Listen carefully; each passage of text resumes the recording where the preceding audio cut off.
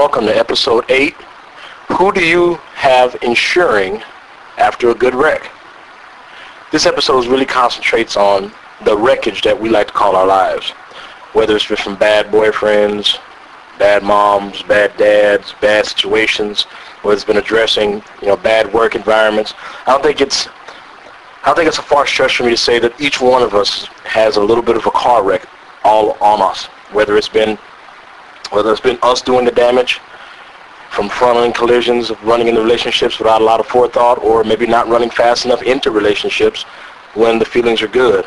Maybe not taking that job offer, knowing full well it actually has a lot of benefits, but we're afraid of the success that come along with it, or the responsibility of us to hold up to that kind of success.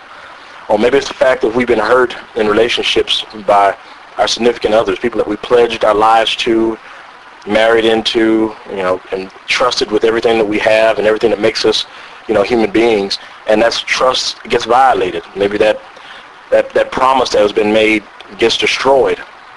I like to look at those as car wrecks, plain and simple. It's a beautiful machine, beautiful stereo system, beautiful handling, tires, the paint job is beautiful, polished.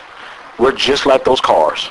We have the same kind of polish as anything else. We got a great audio system, our voice, that inner thing that makes us human beings.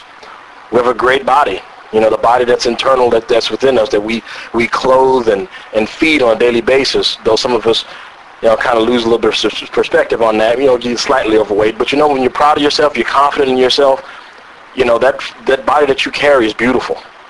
And the paint job is that, when you say you have that confidence again, that you're beaming of sunshine. You're just beaming with like a nice car wax. When it comes to great tires, the great tires I like to say is how you carry yourself through life. The things that you can put on your feet and walk toward any of life's problems that comes up. And then, of course, what happens on that nice, fateful day when you're driving your car, you might let somebody else take the wheel, because you care about them. Or maybe you trust them that much to say, hey, you know what? I trust this person so much. Go ahead, you can drive the car now. It's a great responsibility that you give that to somebody else. And what happens is the inevitable, that car wreck. Get mangled flesh, mangled steel, wheels going this way, that, and the third. The trauma that happens afterwards. I ain't just talking about the regular neck trauma or broken of legs. I'm talking about the traumatic experience of mentally. That now your life's changed. Maybe you lost a little bit of that innocence. Maybe you lost a little bit of that shine that kept you optimistic in the world. That kept you saying that there is another place out there. There is another stone that can be unturned. There is a light at the end of that tunnel. There is a rainbow after that storm. Maybe we lost a little bit of that shine because of those major car wrecks. We can't get past the dents in the fender. We can't get past the broken glass, the tore-up interior, the stereo system no longer has the same sound. Now you turn it on, the sound is a little bit different. And no matter how much you try to repaint it and put new bodywork on it and put new headlights, a new interior, new bumper, those dents are still within you. You still have that damage on the inside. It's important that you get that thing banged out. I mean the old school way, not when the insurance adjusters came out, took your car, slapped some Bondo and bodywear on it, and took care of business. I'm talking about the old school mechanics that took a nice hammer and banged out them holes, and banged out them dents, them sharp curves. Took the old paint off, put some primer to get yourself a nice new color on. Maybe return it back to the factory original.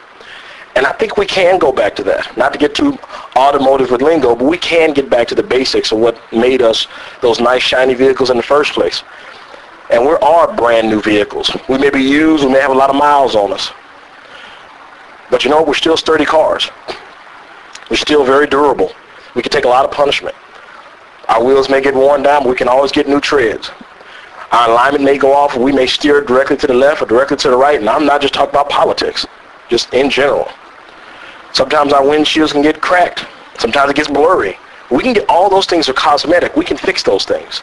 But on the inside of the car itself, the thing that makes us us, is there is no insurance to cover that part.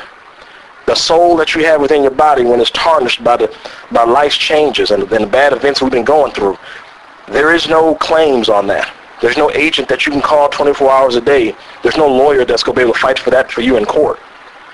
You have to fight for yourself. You have to fight for the thing that made you the person you were to become the person that you are still to this day. You got to take a look at that car wreck. It's not at the end of something, but just another journey. A stop sign maybe. But you know what? On every stop sign, you still go forward. You can get your shine back. You can get your luster back. But you got to want it. You got to really want the life that you had before, and not before the wreck. I'm talking about the life you had when you believed that the world is a lot better than it can be, that you were a part of trying to make that thing better. A lot of people like to say, well, I let life lessons teach me, and this is the reality of things. I'm a realist. Well, reality states things aren't as bad as they seem. And that is a fact that I can debate about for hours with anybody. Life is not as bad as people think it is. But it's just for the few that can influence just how bad things look. And it takes those people to convince us that we may not have that same new car smell as anything else. That's kind of like saying a 1985 Toyota Camry is not as sexy as a 2008 Camaro. Depends on who you ask.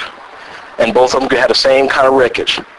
But the soul of a car, when you hear these manufacturers talk about how great, the classics are, they can have the same argument with the people that have how much they like the newer age cars. But it really boils down to the driver.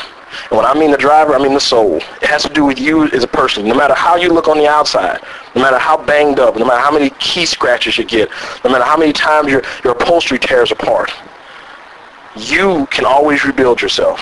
You have all the ability in the world. Now, to answer the question, who do you insure with? The simplest way I can ask is what do you believe in stronger than yourself? Do you believe in a reality that you can affect and change and make better? Do you believe in God? Do you believe in Taoism? Do you have any religious understanding, foundation? Or what about a practical understanding? Even if it's in science, even if it's in practicality, there's got to be a higher form to keep your optimism just as high, because confidence, optimism, positive thinking are the only thing that's going to take out that oxidation that's on your hood of your car. It's the only thing that's going to make that clear coat shine again. Confidence is a great booster to bring your color back in your life.